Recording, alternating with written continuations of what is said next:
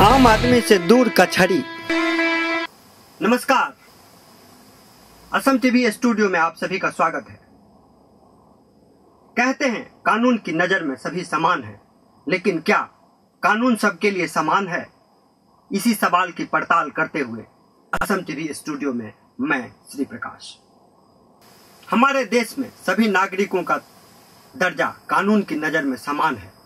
सभी को न्याय प्राप्त करने का समान अधिकार है, लेकिन सवाल यह है कि देश के सभी नागरिकों को समान रूप से न्याय मिल पाता है? नहीं। कारण यह है कि कानून की दहलीज तक सभी समान रूप से पहुंच नहीं पाते हैं। यही वजह है कि अमीर लोग बड़े अपराध करके भी 13 वर्ष 15 वर्ष तक जमानत पर रह जाते हैं, जबकि आम लोग मामूली मुकदमे में भी बरसों बरस विचाराधीन कैदी के रूप में जेल में सड़ते रह जाते हैं। हमारी व्यवस्था ही ऐसी बन गई है जहां गरीबों के लिए हर स्तर पर मुश्किलात हैं। न्याय के मंदिर में भी गरीब के साथ ये भेदभाव लोकतंत्र के लिए शर्मनाक बात है। इस देश का आम आदमी चारों तरफ से थक हार कर और अपनी शेष ऊर्जा संचित करके जब न्यायालय की ओर रुख करता है तो पहले वकील के शिकंजे में जाना पड़ता है, क्योंकि न्यायालय का रास्ता वकीलों की जेब से होकर गुजरता है। वकील केस को समझने के बाद सबसे पहले फीस तय करते हैं। वकीलों की फीस की कोई सीमा निर्धारित नहीं होती है, जिसकी जितनी मर्जी फीस मांगता है। ऐसे वकीलों की संख्या नगण्य है जो मुवक्किल की हालत पर तरस खाता हो। बेचारा आम आदमी किसी तरह 1-2 तारीख में वकील को फीस देने के बाद हाथ उठा देता है। उसके बाद उसका केस अदालत में फाइलों के ढेर में दबकर रह जाता है और बेचारे मुवक्किल का सर्वस्व लूट जाता है। सवाल यह उठता है कि क्या वकीलों का फीस निर्धारित नहीं होना चाहिए? क्या आजाद देश के नागरिकों को हमेशा ही न्याय से वंचित रहना पड़ेगा? क्या गरीबों के साथ न्याय हो रहा है? अक्सर ऐसा देखा जाता है कि वकील जज से मनमाना ऑर्डर निकलवा लेने के लिए अपने क्लाइंट से डील कर लेता है और मनचाहा ऑर्डर निकलवा भी लेता है। क्या इससे न्यायालय की साख नहीं गिर रही है?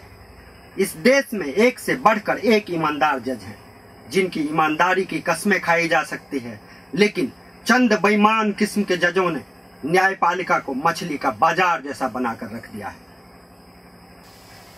आखिरकार जजों को ही न्याय के मंदिर की प्रतिष्ठा की रक्षा करनी होगी।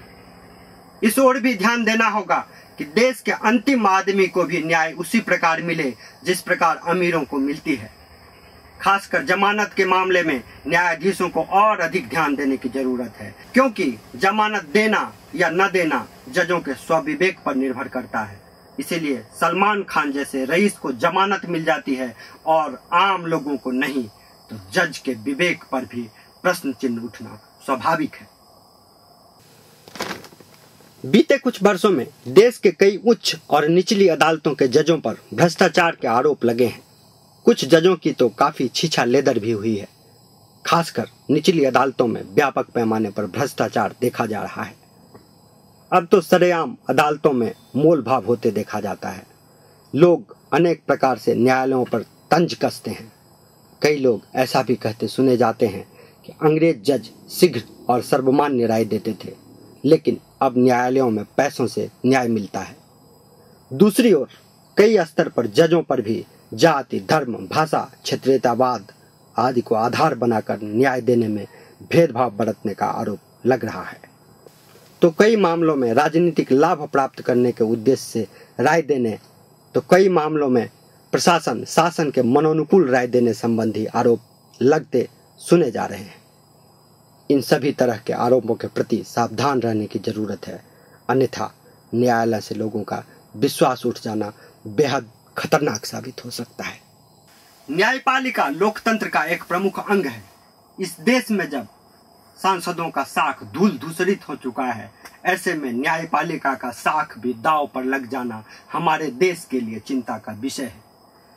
हर कीमत पर न्यायालय को अपना साख बचाए रखना है, अन्यथा देश में अराजक स्थिति उत्पन्न हो जाएगी और लोकतंत्र खतरे में पड़ जाएगा। आम आदमी को आश्वस्त होना होगा कि उसे भी समान रूप से न्याय मिलेगा। यदि ऐसा हो पाया तो निश्चित रूप से उग्रवाद, माओवाद जैसे मार्गों से आम लोगों का रुझान कम होगा। गरीबों में न्याय पाने की आशा जगेगी और वे लोकतांत्रिक संस्थाओं का आदर करेंगे। न्यायपालिका को स्थिति की गंभीरता को समझते हुए कमियों को दूर करने के लिए ठोस और प्रभावी कदम उठाने होंगे। इसी के साथ ही इस स्टोरी से आपसे विदा लेते हैं। असम टीवी स्टूडियो में खबरों का सिलसिला जारी रहेगा। तब तक के लिए नमस्कार, जय हिंद।